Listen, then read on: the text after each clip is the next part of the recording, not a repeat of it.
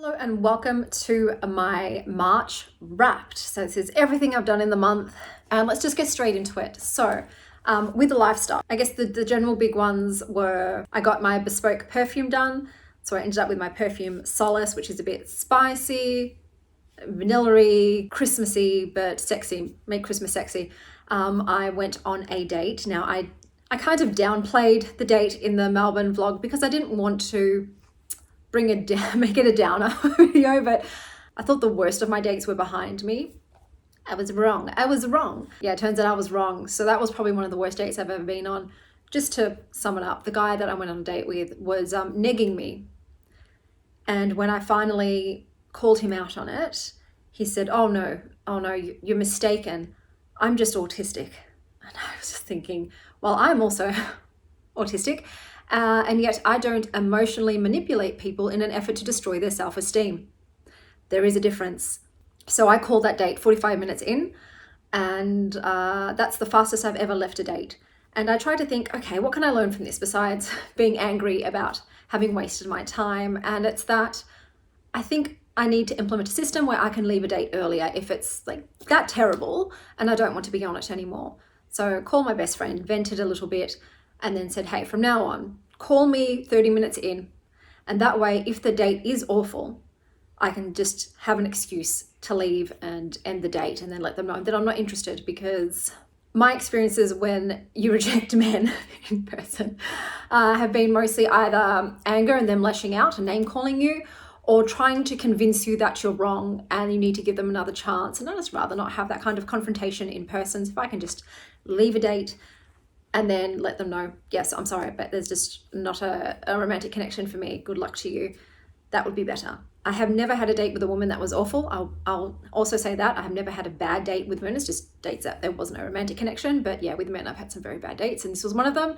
And I could have done with not being on it for 45 minutes. I pretty much could have left within the first 10 minutes when he was doing his shtick, He's obviously what he thinks is going to land him someone that he can like control and seek his approval. So that was the date that I went on in March. I also did something else, but I'm going to leave that for near the end of the vlog, and it'll be something that you can skip if you want to. So I'll talk about that right before we get into decks and crochet. So let's talk about television. I did watch Taylor Tomlinson's comedy special. I love her. She has just come out as bi, so I'm kind of like, date me. She's fantastic and she makes me laugh, and she definitely has like that millennial kind of humor. So if you're a millennial and a woman, I think you really appreciate her comedy. I just think she's fantastic. I especially enjoyed her part about coming out as a bi woman in your 30s, because that's also what I did. I found it very relevant and relatable. And I just absolutely enjoyed myself. I had a great chuckle. And like I said, I think she's fantastic. That is the only TV that I watched this month. In film, I watched Migration with the kids, which is a kids film, and it was actually really good. We enjoyed ourselves. It's about a family of ducks who migrate. There's one scene now that we now use as a catchphrase in our family, which is, you look like you need a hug. And it just made us laugh so much, and we now say it all the time, you need a hug. That was actually a good movie, and I enjoyed my time with it. Then I watched Anyone But You, which is a rom-com, but it's neither funny nor romantic.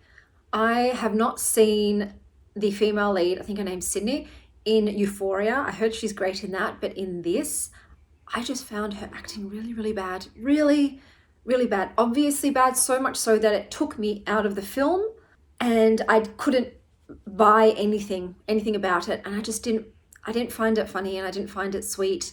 And I just thought it was a crappy film. The best part about it was that it was set in Sydney, Australia. So I enjoyed those bits, and I enjoyed the Australian actors in it. But it was not for me. I don't get the hype about that one whatsoever. But I grew up in the era of like rom-coms, and there's amazing rom-coms from my past. So I don't know if this is the future of rom-coms, but it wasn't it for me. Then I watched Lisa Frankenstein. So this is an interesting film, and I don't know. It was okay. It was kind of fun. It's kind of campy. It's about a young woman whose mother was brutally killed when she was young and is living with her dad and her stepmom and her stepsister, and she has an obsession with a dead boy. And then one night that dead boy comes to life and he's basically like a zombie, and the two of them sort of go on a killing spree. It's weird.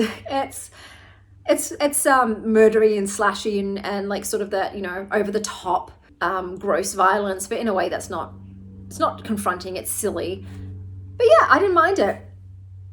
I think it was set in the 80s. I think that was the fashion. But yeah, I thought it was fine. It passed the time. It's not like anything really memorable or fantastic, but it was a decent film. Then I watched Ricky Stenicki, and okay, I'd pass on this one. I really like John Cena. I find him funny, but this was just a bad movie. It wasn't well written. The humor was not great, and it just felt like a C-grade movie.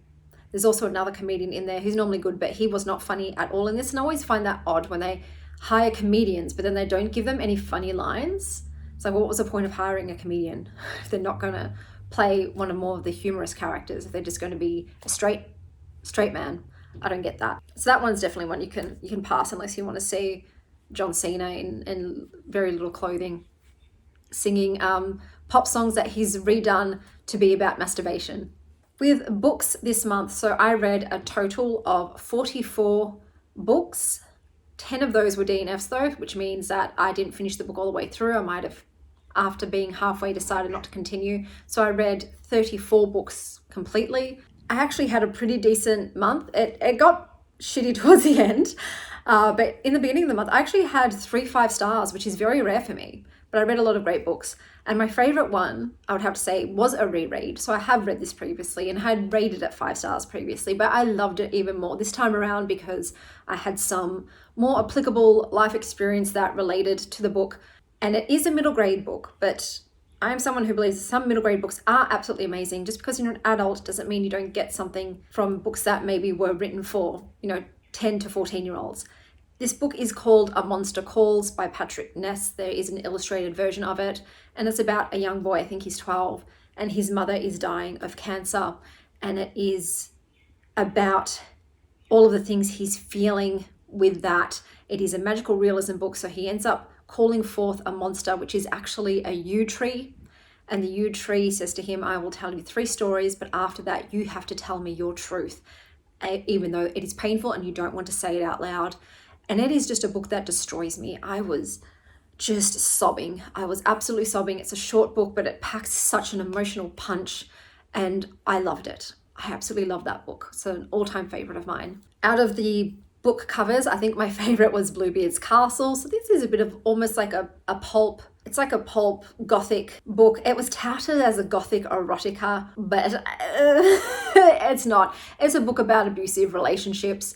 And I didn't enjoy the book itself. I did give that a 2.75, but the cover was stunning. And inside the book, I'll put some pictures up. I do own it still, but inside the book, it also had illustrated book sleeves, and I just thought it was very, very pretty, and it was my favorite book cover of the month. Then we go on to music, and my favorite song of this month, I was feeling very female ragey, and so the song Rage by Samantha Margaret just hit the spot for me. It was the vibe.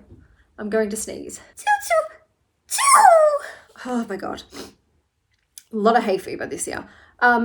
Then we've got my favorite cafe, and that was Street Cafe. This is beautiful. They have this gorgeous oasis of a courtyard, because that's what it is. It's an oasis in the urban city, and it was beautiful, and the food was amazing. It was different. It's not just your usual stock standard cafe fare. Everything had a bit of some kind of twist to it, and it was gorgeous. I would absolutely go there again. It took a little bit to find because you have to go down this little side path and then through this secret courtyard entranceway and then into the cafe. So it was a bit hard to find, but I would absolutely go there again, especially on a sunny day, so I could sit outside and just bask in the ambience. In the garden. So in the garden, my wildflowers are going, I think currently I've got some cosmos flowering. I'll have to double check that. But I have, like I said, expanded that and I planted more seeds and they are starting to sprout. So it's just fun to see what flowers are going to come up next. Apologies for the helicopters. We have that a lot now. My ex is currently mulching everything. So we're getting everything mulched. Why is mulch so expensive? That's what I want to ask. It is. Having a garden is definitely a financial investment. There's a lot of money that goes into gardening. So we're doing that, and I had some random plants just come up. So I've got some tomatoes growing and some squash, which we didn't plant, but must have reseeded itself, or, you know, the birds must have dropped some seeds. So that's, I love, you know, random plants. It's like you get a freebie, you get a bonus. But other than that, I got my first apple, like first edible apple. So the Granny Smith grew into an actual full-size Granny Smith. So that's just nothing, there's nothing like growing your own food. It just feels so intrinsically satisfying, and it just tastes so much better, and it's just such a rewarding experience. I think if you're going to garden anything, grow something that is edible, because it's just such a treat. Purchases. So I normally on my body just use organic shea butter, like that's it, because I'm very aware of like the skin being an organ and it gets absorbed. But because it's like the last couple of weeks of summer, I kind of wanted something fun and something with a shimmer, and I just wanted to try something new and something scented. I will go back to my shea butter because I do like prefer to just use organic natural things on the body, but I did try out two. So I tried out this one by Sol de Janeiro. It's okay, but I think with the Sol range, I have to stick with the fragrances of theirs that I like. So I don't particularly love this fragrance of theirs. The shimmer was good. It's very subtle, but I do find their moisturizers are quite hydrating. They do, you know, put a barrier on your skin. So they are decent, and that's what, in that way. They also absorb quite quickly. But yeah, just the scent wasn't for me. And then I tried this one by Fenty, and the scent for this is so goddamn delicious. I just wanted to nibble myself. It is like Christmas cookies. It is, I think, a cinnamon one, but it just smells so bloody delicious. So delicious. This one also has a shimmer, which is even more subtle than the Sol de Janeiro. I've got it on now, so I don't even think you can see the sparkle really. Just sorts of gives a maybe a dewy look. But also, once again, rubs in well, but the scent was amazing. So if I was going to recommend one over the other, I'd probably recommend the Fenty body butter in that cinnamon like cookie scent. That's just yum. I also tried the CosRx Bee Pollen toner. So I'm sort of getting into Korean skincare. Previously, I didn't really have much of a skincare routine. I would just wash my face with water, and I would have some kind of moisturizer to use, and occasionally I'd put a mask on, or I would use maybe a niacinamide because I have like acne prone skin. So I have combination and acne prone skin. But I don't know, my tween is into skincare at the moment. He's like, oh, I want to try this brand, I want to try this brand. So I sort of started looking into it more, and the Korean skincare method, like to get glass skin, really appealed to me. I'm like, that's interesting. Can you get that texture for your skin? So I've sort of started dipping my toe into it. I'm obviously very inexperienced with it. I did try the rice milk toner first, this one here, and that didn't really do anything for me whatsoever. So I've now tried the Bee Pollen one, and I do find that better, but I'm just not sure if it's actually doing anything. Formulas. So if anyone's got any recommendations of what to use and for, you know, combination acne prone skin, do let me know. But yeah, those were my purchases this month. Was pretty much just skincare this month. So as a whole, March was actually quite magical. I had a lot of marvelous times in terms of the experiences I had when I went out with friends, or there was been beautiful weather. Health-wise, not the best. So I was taking antibiotics because I was seeing a dermatologist for psoriasis and acne, and that was one of the more like gentle options that they recommended. I only ever take antibiotics if I've got some sort of, you know, obviously like bacterial infection that is just getting worse, can only be treated by antibiotics, because I am very much aware of the impact they have on your gut microbiome. I have had leaky gut syndrome before, and it took me a lot of years to heal it, and having the leaky gut is what also triggered my mini autoimmune conditions.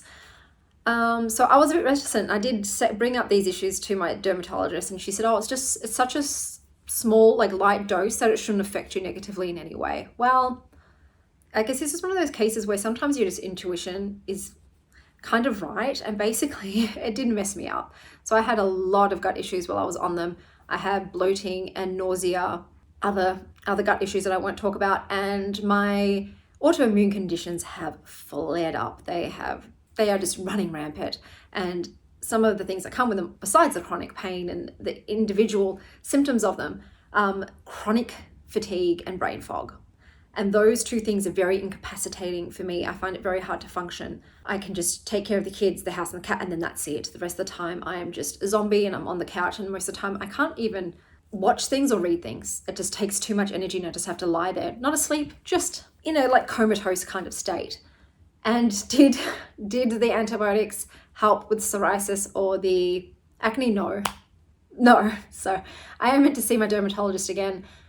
But the other options I remember they were offering were things like tretinoin, which I believe is a type of retinol, but I think they all, like all these medications and pharmaceuticals, and I think they all come with side effects of their own. So I don't know. I feel like probably the skin conditions, like especially psoriasis, which is an autoimmune, is probably already signaling maybe I was having issues with my gut. Sometimes all of these things stem from the gut.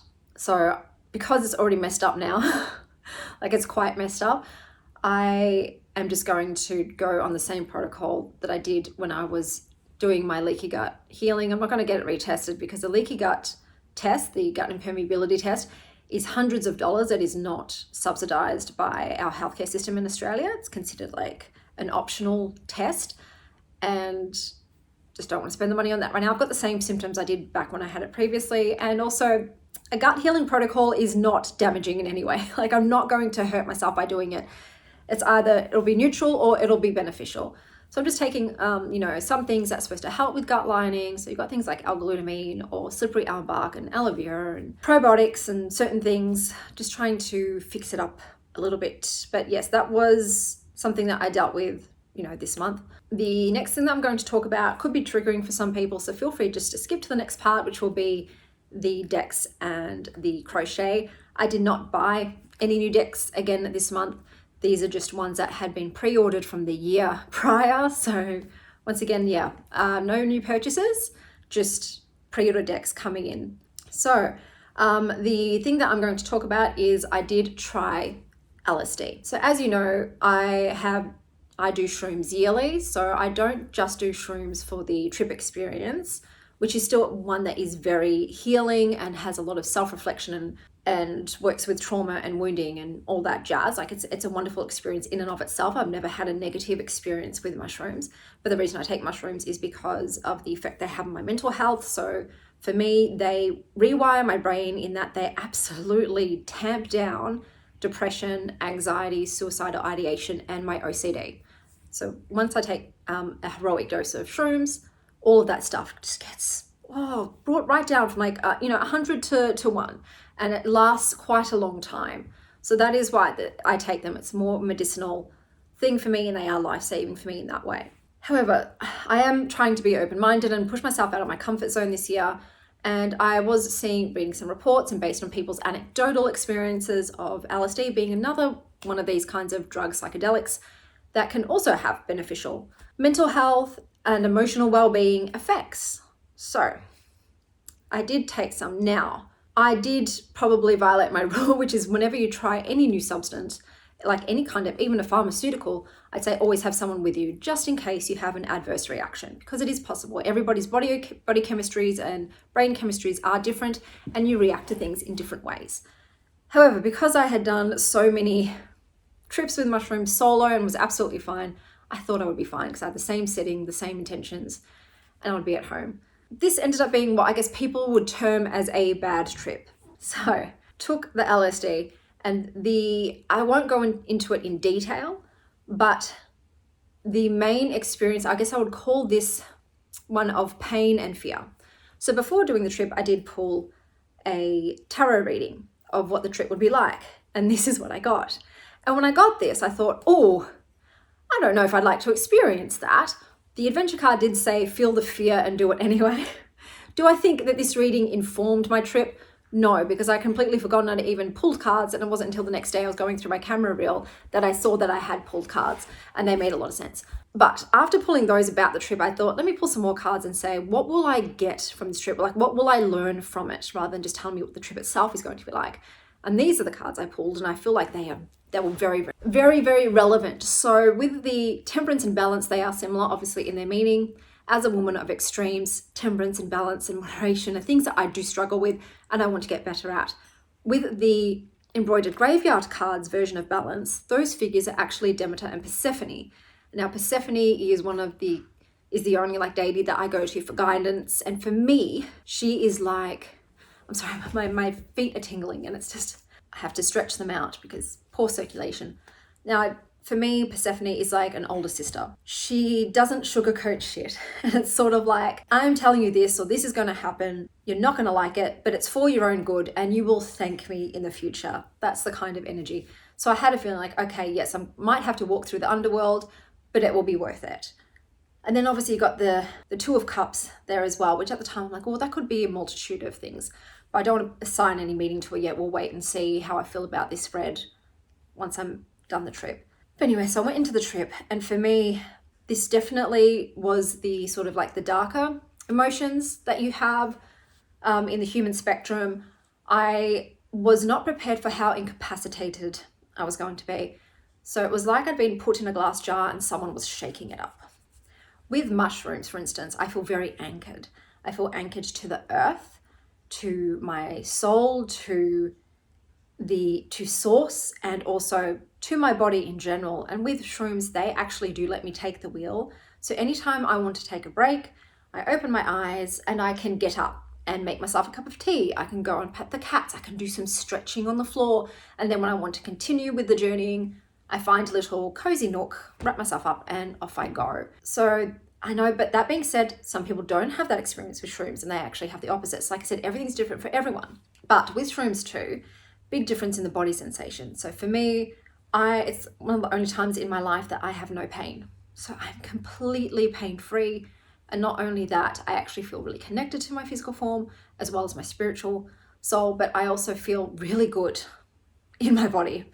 Like everything feels amazing. With the LSD, that was not the case. So when I said pain is the main teacher in this experience, that also meant physically. All the pain in my body was magnified. It was absolutely magnified. And there was no position I could go in while I was awake and like lucid that I could feel comfortable. Most of the time in this trip I spent in what I would call limbo and purgatory. So physically with shrooms, right before the trip starts, I will feel cold, like really cold. I feel nauseous, I feel tingly. It's a very uncomfortable feeling, but it is very temporary. Whereas with LSD, that is what I felt the entire time. So I really felt like I was just in this in-between place of just unpleasantness, uncomfortability, discombobulation, disorientation. I didn't know which way it was, up or down or anything. And it took every tool in my toolkit for me to remain calm and to remind myself, look, this, even though this is what you're experiencing, you have to remember you are okay. You were just in your house, in your lounge room, and you will get through it. Like you're not going to die. It will pass. But the thing is, the time distortion, this was intense. With shrooms, it doesn't matter. Even if I'm living in eternity, it's normally a pleasant experience of what I'm experiencing in that eternity. And even the darker stuff, like I remember last time I was made to live my current incarnation's death, but it was fine. It wasn't overwhelming. It was doable. And then after it was done, I could open my eyes and take a break.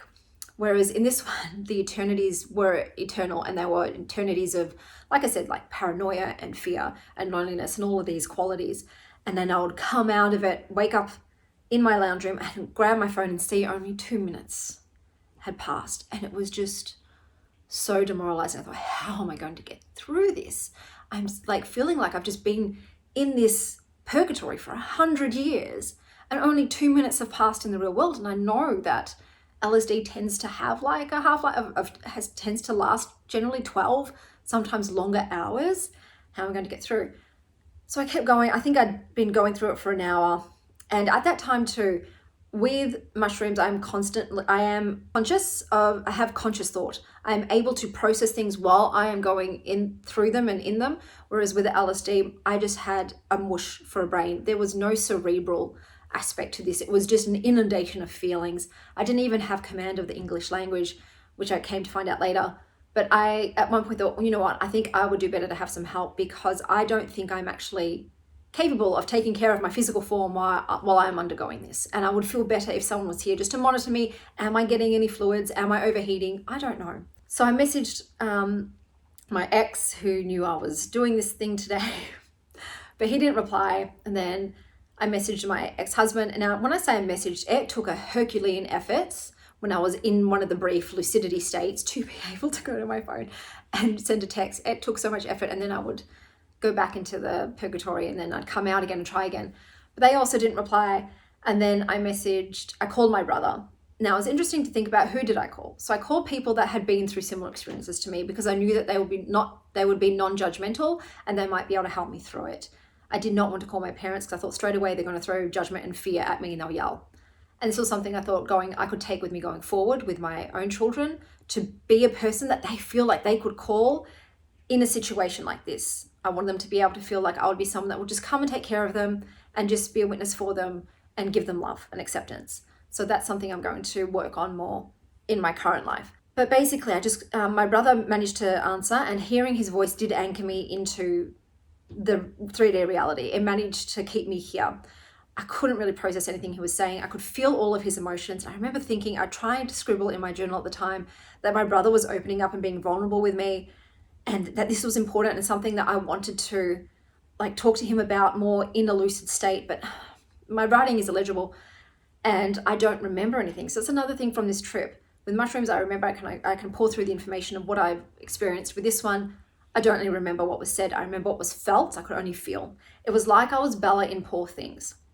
So like an infant in an adult's body. I'm feeling all of these things, but I do not have the ability to express them and to make sense of them and to investigate them at all. So anyway, he managed to talk to me for a while, but then he had to go. And then I was like, this is awful. I was almost 4 hours in at this point. So I think I was through the worst of it, but I was so exhausted and so depleted of going in and out of these states. And like I said, I was just like, I don't know what I'm doing in the real world. At this point, my ex-boyfriend did call me back and he apologized. He'd taken a nap because I'm on my way. And then 2 minutes after him, my ex-husband called. Same thing. He had randomly decided to take a nap. So he'd meant to be looking after my kids, our kids, but he'd sent them off with their aunt. And so he decided to take a nap. But they both ended up coming to my house. And they both were trying to help me. My ex-husband was trying to help me in his way. But it was a very elucidating moment too, because he was trying to tell me to do things that work for him and are good for him. But I was saying, no, I don't want to do that. And then my ex-boyfriend was saying, Chanel doesn't, one of the things is saying, go have a cold shower. And I was having such an adverse reaction, I don't want to do that. And my ex-boyfriend said, look, Chanel actually doesn't like doing showers. I think it's a thing when you have chronic health and stuff, they're exhausting. They take a lot of energy. And I don't like being wet and I don't like being cold. I really don't, even though I'm a water sign, I don't like being wet and cold. And he said that she doesn't like being wet and cold, and that's actually probably not what she needs right now.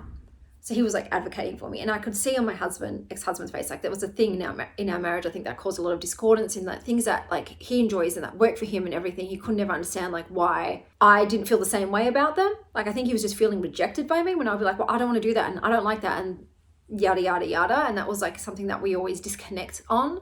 He was trying to help me, but in ways that help him, but are not beneficial for me. And so there's this thing of just not understanding each other and not getting each other in that way. Even he tried playing music that he really enjoys while he's in these states, and I was having very negative reactions to them. Turns out I'm not a music person.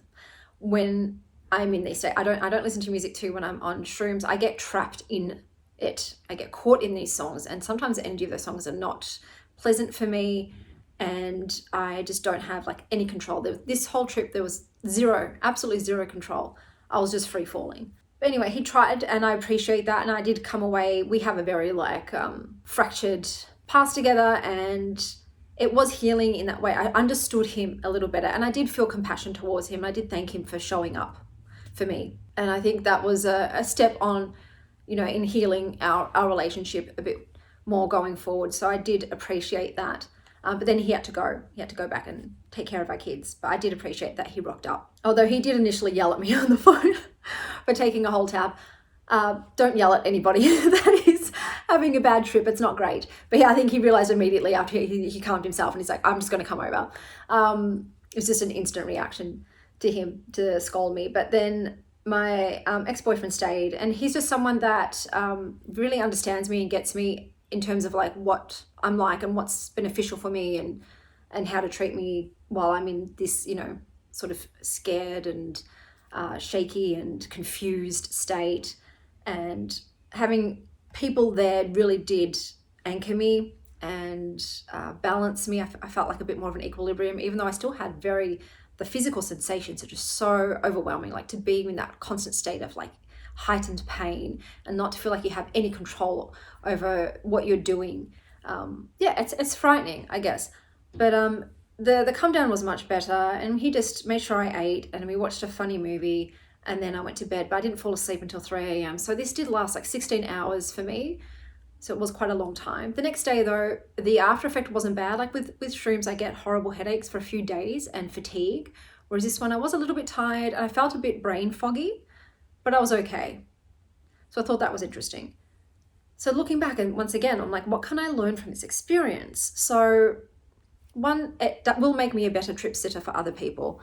I think now that I've experienced, like I said, a bad trip, I don't want to call it bad, but just an unpleasant trip, I can be better there for others. So I can deal with like the fear and the paranoia and the loneliness and the grief and all of these like heavy human emotions that can be triggered by a like bad trip. So it will help me for others. Like I said, also being heightened, being extra sensitive to like people's pain just increases your amount of empathy. It makes you a more empathetic person. So I was like generally expressing my love and gratitude to the 3 men who showed up for me. And I thought it was hilarious that yes, the 2 people that came to my house. So the next person on my list was my best friend, my girlfriend, but I didn't want to ruin her Sunday with her husband. So, but if I couldn't get anybody to come, I would have called her next. And I let her know. I said to her, you were next on my list. But I thought, I'll try these boys first because they've also had actual experience with something like this. But yes, my 2 ex-loves came. And I went back and looked at the reading, and the 2 of Cups was there and the 2 angelfish were in that picture. And I'm like, that's my 2 ex-loves right there. It enabled all the 3 of us to come together, and I had like a bonding moment with them. Besides that too, afterwards I did do a little bit of research into the actual like chemistry of LSD. So I thought, why did I have this adverse kind of reaction to it? And it turns out that LSD is not only serotonergic. Oh my gosh, it's such a weird word. Like what it means is it like it utilizes like, serotonin transmitters. It's dopaminergic, meaning that it also activates like the dopamine receptors. And I had DNA testing done, years ago, and I produce excess dopamine because of a faulty gene. So I have a higher level of dopamine, and sometimes that can lead to things like psychosis and depression, but I manifest it physically too, in that I have like restless leg syndrome, but it can also cause like Parkinson's in the future. It's a whole thing. And LSD can cause an increase in dopamine. So I think, like I said, certain drugs affect certain people in different ways. Any substances, even herbs and things, affect people in different ways. And what's a panacea for some might be a poison for others. And it's just like, well, I am now also extra grateful that I've had nothing but positive experiences with psilocybin. That works very, very well for me. 2 other things I've tried, LSD and marijuana. At that time, that was prescribed to me for severe insomnia. I had very, very negative experiences with experiences that I would not really want to purposefully go through again. Those feelings of like paranoia and fear and pain, just very unpleasant. And even though I did still learn from them, they are teachers in their own way. That is not the method of learning that I would choose to experience to get to the wisdom, when I have found other avenues that get me also to moments of wisdom and clarity and things that are beneficial for me, but that are a pleasant, wonderful, enlightening experience. And for me, that is shrooms. I'm thankful that I found this way, but like shrooms also saved my life with my mental health.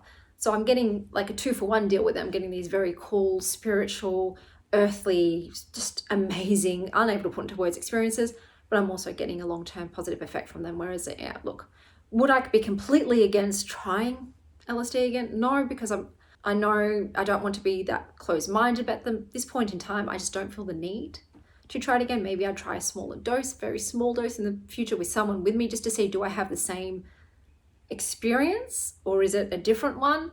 But yes, I don't regret the experience. I do regret not having someone from the beginning. I think it would have been less overwhelming if someone had been there from the start to help anchor me and to take care of me physically, so that I knew consciously, oh, it's okay, even though you're not aware of what's going on, someone is making sure you're not overheating and that you're being taken care of in the real world. But yes, I just went outside of my comfort zone. I thought I would try something that does have beneficial therapeutic effects for some human beings. For me, not the method that I would like to use. For me, psilocybin has been wonderful and hopefully will continue to be wonderful in the future whenever I need to take the next dose. And I know right now it's in the process of becoming available through pill form to be prescribed, but it's just ridiculously expensive. I think it's $25,000 for 9 months of microdosing. It's just way too much, but I do look forward to having that as an option in the future. But I think, like I said, some people, LSD is also being used in that way, trialed, and I think MDMA is also being trialed in that way. And like I said, different things work for different people. LSD just was not for me at this point in time. I didn't make it through. I am capable of going through hard things, but that's because I do have so many years of like self work and shadow work and trauma work and therapy and things that enabled me to have a toolkit that I could call upon to get through this. I know that, like, for instance, when I tried marijuana many years ago, I did not cope well when I had those feelings of paranoia, and I questioned reality, and I just felt the fear and the panic, and I succumbed to it. Whereas this time I did not. So yes, it definitely was an experience. I have taken away some positive things from it, and I'm just extra grateful that I'm not in it right now. It's even made me grateful that my level of pain, chronic pain, is not at that intensity every single day. And I know there are people out there that are feeling that intensity every single day, and my heart goes out to you. So the pain intensity that I have, like, I've become, I guess, accustomed to it and I can handle it. Whereas in that state, oh boy, it was tough. And like I said, I was just overwhelming and just spinning out. But once again, that was just my experience. I know that there are a lot of people that have had wonderful, like the opposite experiences with LSD.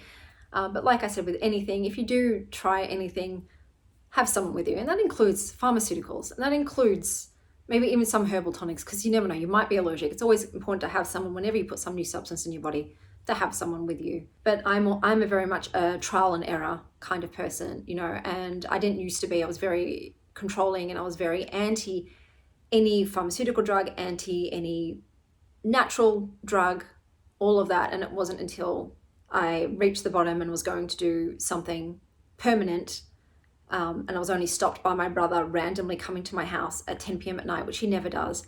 And he came and he said, I don't even know why I'm here. I feel like the angels told me to be here. What's going on, Chanel? And he saved my life that night. It was only when I reached that point, and then my doctor recommended psilocybin, that I was even willing to try, you know, because I thought, well, what's the alternative?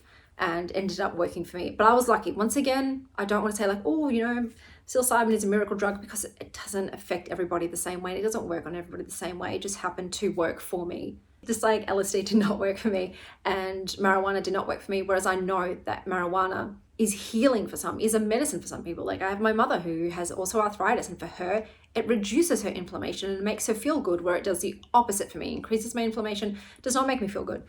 So everyone is different, and you've just got to find what works for you. But at the same time, if you don't feel comfortable doing certain things, don't do them. You know, like I had to get to certain points in my life to be able to do things and feel comfortable doing it. It's all a journey. It's all a process. And I'm not like advocating things on here. I'm just talking about my own personal experience as a human being on this planet with health issues and mental health issues and physical things, and what I'm trying to improve my quality of life while I'm here. But now let's go on to decks and crochet, which are two of the things that just bring me so much joy in my life. Hello and welcome to the yarn and deck portion. So with crochet, I did a top. So this is in hipster cotton in the color Rainbow Roller Skates, and I did it in lemon peel. But to be honest, I've decided that I'm going to unravel it and just make really fun coasters out of it. I was just not, I don't know, I didn't really like the way it felt and wasn't really vibing with that particular top. And then I went on to trying my hand again at a sweater. I thought I'll just give it one more shot. And look, this is probably my favorite long sleeve top that I've done, but I've realized what I don't like about them is the joins. So on the sleeves where they join, it's very noticeable for me. And I don't think you can make it seamless with crochet unless I'm mistaken. But this particular top was was a blend of different cottons. My favorite of them was the Concept Cotton Cashmere by Cartier in number 68. That felt so soft. Oh my God, it does feel like cashmere, but it's a cotton. So that was absolutely my favorite cotton yarn that I used in this particular sweater. I am just keeping the sweater. It's definitely an at-home sweater, but yeah, that's probably my last foray into the long sleeves for now anyway. And now let's get on to the decks and the bags I made for them. So here we go. This is the first deck that came in this month. So once again, all of the decks that I got this month were pre-orders from last year. I have yet to buy a tarot or oracle deck this year. Haven't bought one. So this is the bag. So the bag is made out of skein yarns. This is in the color Mint Chai. I'm quite happy with the colorway because I also combined it with hand-dyed yarns in Solstice. So I wanted the blue, but I also wanted bits of yellow and a bit more of a softer blue. So I'm really happy with how these two yarns combined. Move my son back. There you go, son. To make this bag, because I feel like it suits the coloring in the deck. So these are the backs. They're okay. They don't really do anything for me in particular. We've got the beautiful book, but before I go into that, I will talk about the box that came in, because I think this box is absolutely gorgeous. So it is a bit tricky to know where it opens. I'll just show you how it opens. It's got a beautiful scene on it. It's a lovely rose petal finish. On the inside, you have another scene. But I think the box is absolutely stunning. As you know, I'm not much of a box girl. Okay, so here is the guidebook. Once again, beautiful rose petal. Love the imagery. It goes straight into it. So there's nothing extra in this. It is just the card descriptions. And look, they're not very big. They normally have like a little poem and then some keywords. And one keyword up the top, like insightful. In regards to the poems, some of them felt very same. Some of them were very confusing. But even I found some of the keywords, I can't remember which ones. I should have written them down. I need to have a better system when I'm like going through my decks and learning them. I felt some of them were a bit odd. Some of the keywords were a bit odd. I wish I knew which ones they were, because these ones seem fairly standard. But yeah, look, this is definitely not a beginner's deck. If you're starting with tarot, I think this is just probably not enough for you. Well, here we go, Seven of Water, Impasse, Misdirect, and Debase. That's not normally how I see the Seven of Cups. So, you know, the indecision up the top, yeah, that's more like it, but it's more about the so many options, the overwhelming options, all the possibilities that could be chosen, and how it's best to try to connect to yourself to find the right one, which the poem was a bit better at describing, certainly, but yeah, these ones were a bit odd. But let's have a look at the cards, and I'll show you what I paired it with. So these do come unedged. I don't feel confident in edging them though. I just have a feeling this will be one of those cardstocks that doesn't take the texture very well, and I might end up just like completely ruining the deck. If I was going to edge it, I probably would have edged it in the yellow. So this deck came up with 2 extra cards. This is a pendulum card, so you hobby a pendulum over it. I don't really work with the pendulums that way. And then you've got a meditation card where you're supposed to focus on the colors and see what emotions come up for you. I will not ever use these, I know that. The cardstock is also a bit odd. It is linen on the back, but on the back they have more of a rose petal linen texture, and then on the front it's linen, but it's got more of a gloss texture. So these have 2 different textures to them.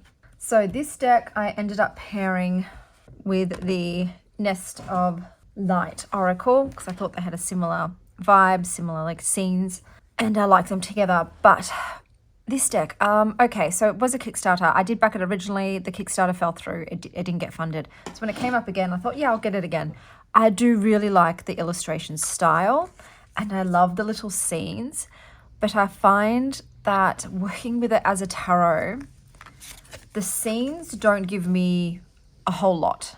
So once again, I don't feel like it's a beginner's deck because of that as well. Like, you don't get a lot from the imagery in terms of like 7 of air. What does that mean to you? If you don't know what 7 of air really is, what are you getting from this picture as a 7 of swords? You know, so they're beautiful scenes, but I don't feel that a lot of them convey the meaning of the cards that they are. Well, this one does, like some do, but I find a lot of them don't. Like a lot of them are just beautiful, beautiful scenes. So I do like the illustration style. I like the coloring in this deck. I think it's beautiful.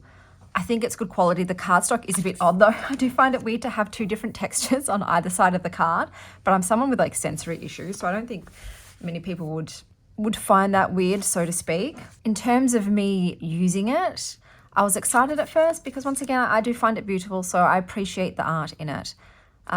For me though, it wasn't a great reader. There seems to be some sort of lack of emotion for me with this deck, and I just don't get the heart connection. It's just a sort of an eye thing, like, oh, it's so beautiful, and maybe a little bit just me having to use my own knowledge of the tarot to get the meaning out. It just doesn't talk to me in a way that I find very easy to understand. I thought it was great in terms of working with it in regards to like location or setting. I might want to say like what kind of space would be the most beneficial or nurturing for me today. And that was great. Like the same things with colors. I found I could connect with it in terms of the colors or perhaps individual symbolism. Like this one has a palm tree and a door for the Six of Swords. And I might just try and assign my own meaning through the symbology of it. I did find they worked well together. This one did help me with this a little bit. Like I said, I felt like this was more, because this lacked like energy for me, this one brought the energy connection to it. But yeah, they're like this stunning. I love this card. I think it's so beautiful. That's my cat using the bathroom. I apologize. And I'm not going to get rid of it because I really do just love the artwork. Like I am a huge fan. I think it is stunning. And so this is probably a more of a collector's item for me rather than a very usable deck. I'm just not getting the readings that are hitting for me from using it, which is a shame. But like sometimes that happens. Sometimes you just don't connect with the deck. You don't understand it. Like I said, it could just be a case of later Chanel really loving it, just Chanel at this time isn't getting it. You know, I love that picture. But yeah, I have no plans to rehome it because like I said, I'm enamored with the imagery. I think it's absolutely beautiful. And like I said, I did enjoy them together. It was more of just a feast for the eyes sort of thing and just making my own meanings rather than even, sometimes I didn't even look at what the card was meant to be. I just thought, what am I feeling from it? Just by looking at the imagery and paired with the nest of light, like what am I getting from it?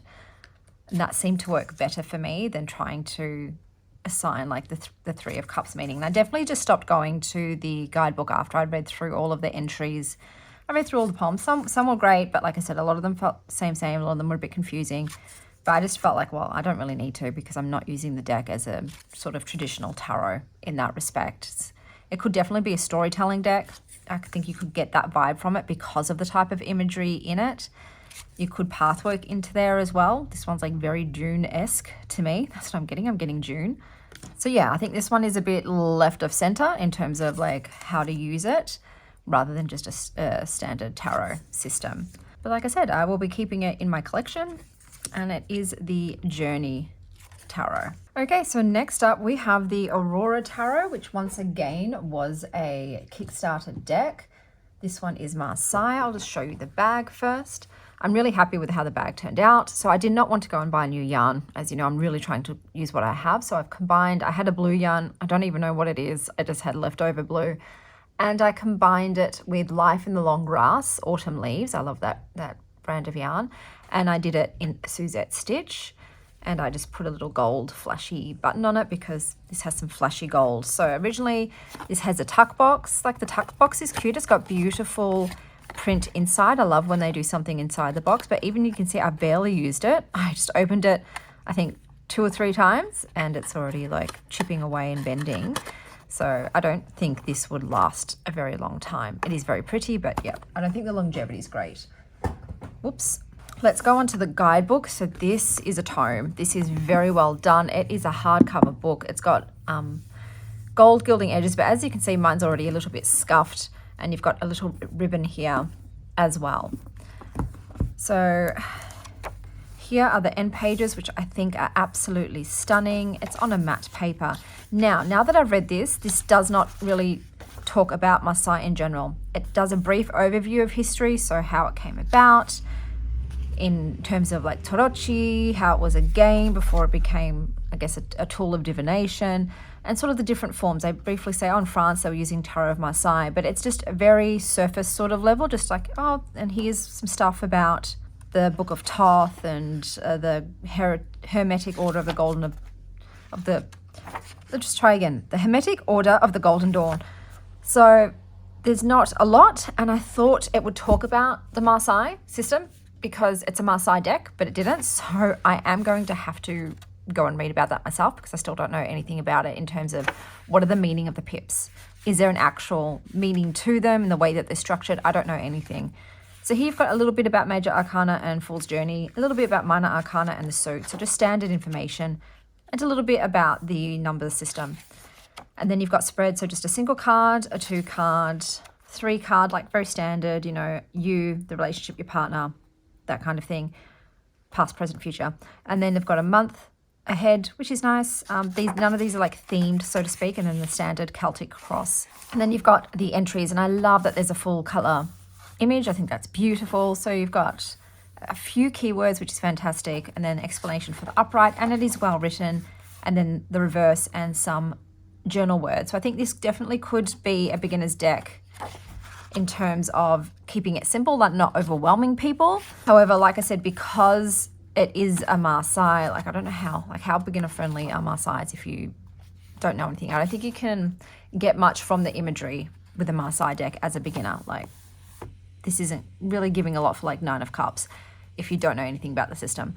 So this was the guidebook. That's all there is to it. There's nothing else. It's just the entries, but it's beautifully done. All right, so let's take a look at the cards. So these cards are on a linen cardstock, and they're on that in between where they're not matte and they're not gloss. So I do find that sometimes they can clump a bit, as you can see, like it doesn't super fan out, but it's still nice. It still feels good quality. It's got beautiful gold foiling on the backs, and I love the backs. I think these are absolutely stunning.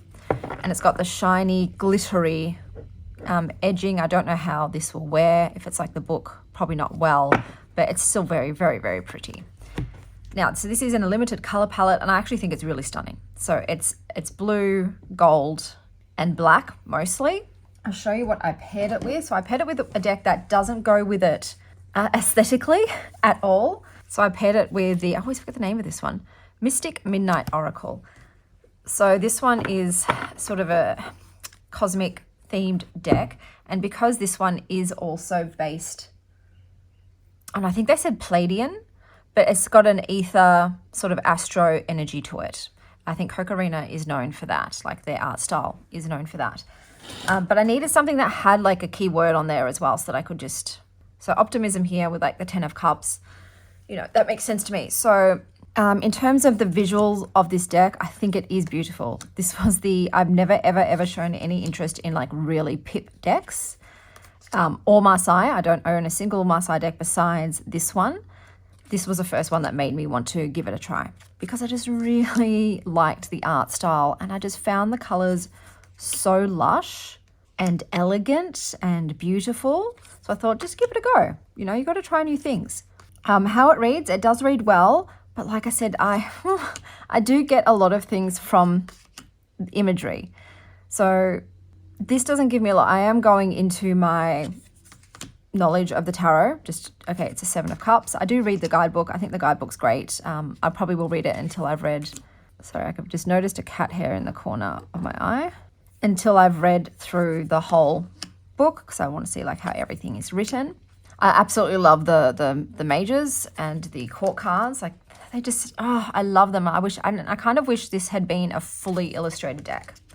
That would have absolutely made my freaking year if every single card had this artist's illustrations, because they're just so beautiful and I love them so much. But they don't.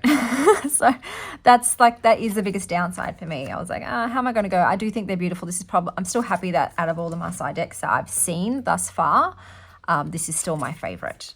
But, you know, had it been fully illustrated, far out, this would have been one of my favorite decks because I just find it stunning. So I do have to learn more about Marseille so I can kind of get more out of it, I think. I am keeping this in my collection But I can tell it's not one that I'm going to be super called to just because it is a pip deck. And I'd probably just prefer to go to an illustrated deck if I'm going to just choose a deck to work with that day, unless obviously the color scheme of this deck really suits an oracle that I'm working with, then I'll definitely go for it. The pictures almost give like Greek gods to me. That's the energy I get from them. They definitely feel like the Greek pantheon. But there's nothing in the guidebook in terms of like what inspired the artwork. So you're just putting your own assumptions onto that. But yeah, if anybody's got recommendations of like really good must-buy books to read, please let me know, because it's obviously like I'd be just going in absolutely blind, like no idea, like where do I even start? But yeah, I am happy. I have one must-buy deck. I don't think I would probably go for any more pip decks, to be honest, unless there was something that was like the pips were phenomenal. Like these are lovely, but they are still very same. There's not like a huge amount of difference between, you know, the 7 of Swords and the 8 of Swords and the 9 of Swords. They all look quite similar in terms of the aspects and the items on the cards. Beautiful. Love it. So yeah, this was the Aurora Tarot. Okay, and now we're going on to my final deck of this month. So we have this bag. I will talk about the bag first. This is Obsession Yarns. And this is in the color The Floor is Lava. Just reminds me of the show. My kids and I do like watching that show. We like to pick a team each and see who wins.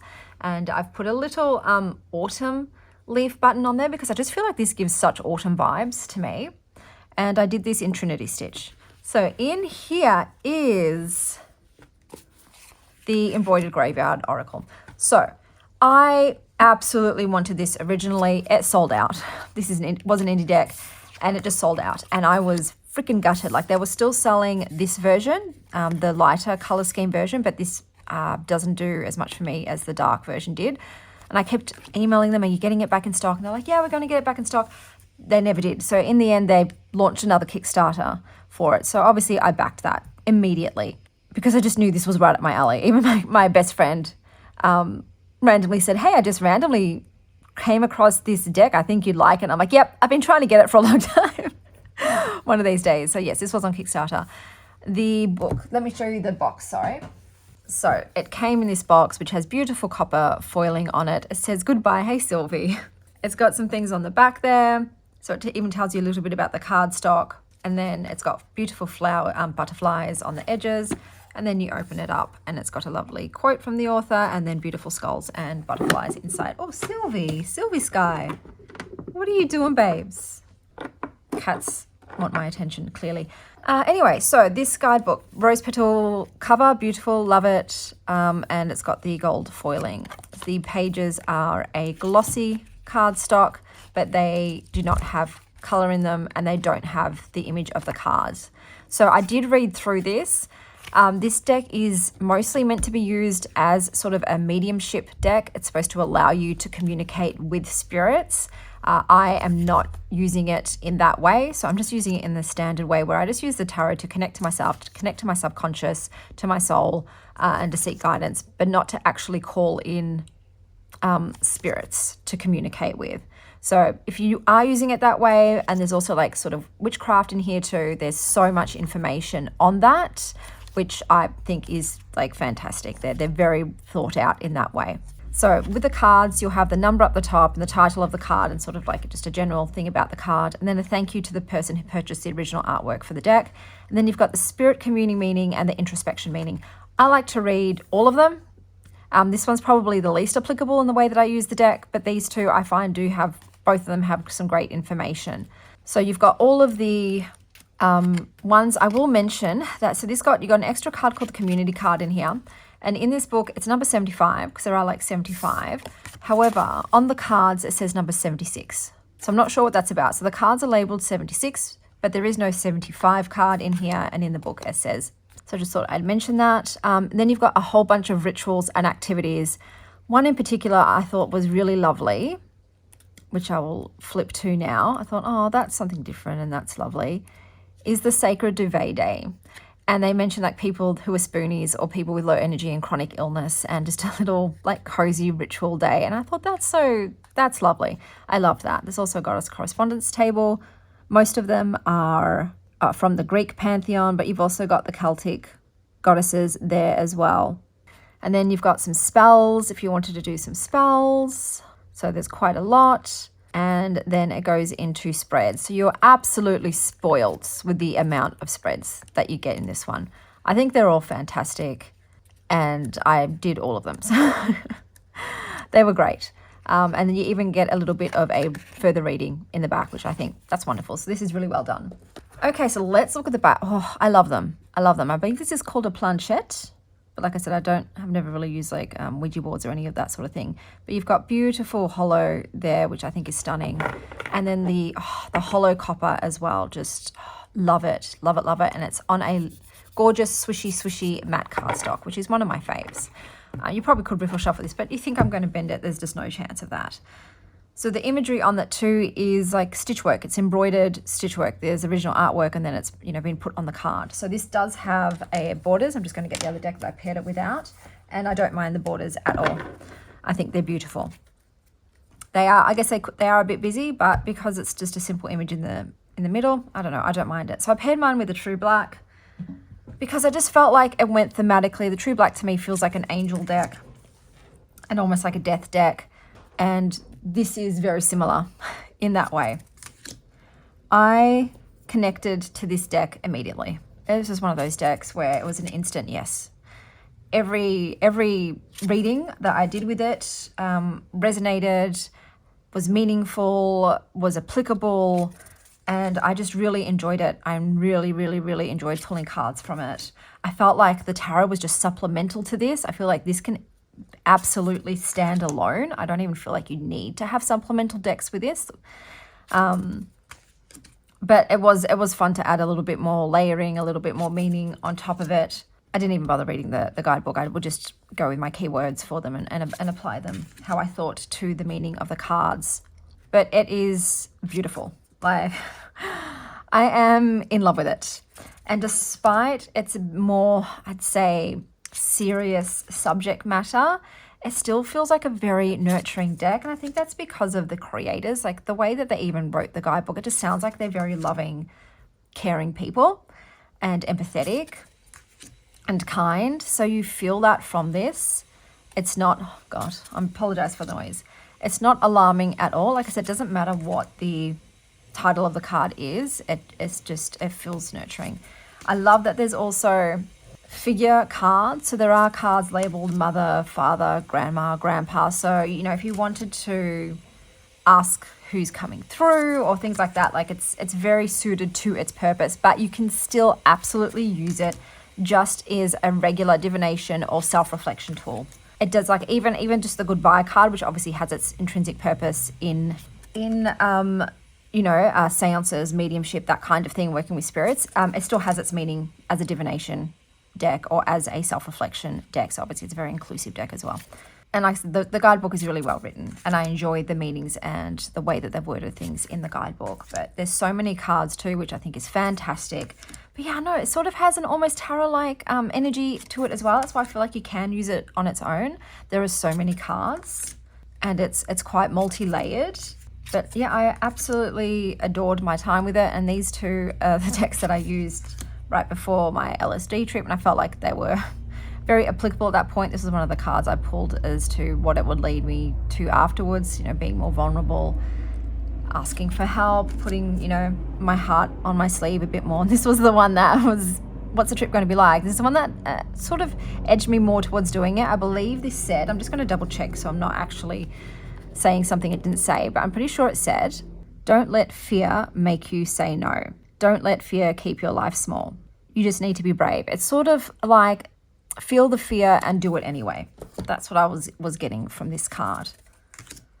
But yeah, I had a lovely, you know, spread too where I felt like my grandmother came through and I was like, you know, is this you? Can you confirm? And then I literally pulled the grandma card and I almost burst out in tears. I was like, okay, wow. And this was the Demeter and Persephone balance card as well. But yeah, that was a very profound moment for me and just confirmed that, you know, I guess my yaya likes to sometimes come through and give me some advice. And like I thought I was, you know, I feel like I feel my yaya's energy and she's definitely someone that I, you know, have on my spirit team. And yeah, she came through. It's like, Yaya's here, and this is what I'm saying to you. And I was like, okay, yeah, thank you. So yeah, I love this. I thought it was fantastic. There's mentions too of like goddesses in here, and obviously got solstices as well. So it's always interesting to read the guidebook, because you don't know what's been laid in there. Like the balance card, I wouldn't have thought that was Demeter and Persephone until I read it, and that adds another layer to the reading on top of it and a different meaning because of my own personal relationship with Persephone. Some are just like activities. I believe this one is one of those, letters to deceased ones. I don't feel like this one actually did have a written divinatory meaning to it. But this, out of the 3 decks that I got in this month, this was my absolute favorite. This was a unicorn deck for me. So to actually be able to get it was just, felt wonderful, felt fantastic, especially because my desire to accumulate new decks has completely gone. I haven't, like, there's a reason why I haven't bought a single deck this year, but this one reminded me, like, oh, there are sometimes just certain decks that you just feel actually called to, and you feel like you resonate with, and you feel like you're meant to have and you're meant to work with, and this was one of those, and it turned out to be the truth. It turned out to be so. So this was the Embroidered Graveyard Oracle, and was the final deck that I got in this month. So these were all of the decks and the crochet that I did in the month of March. Until next time, there's my Yaya ending it with the 8 of Cups. That's part of the message. Anyway, this was all of the decks. Until next time, stay wild, Star Child.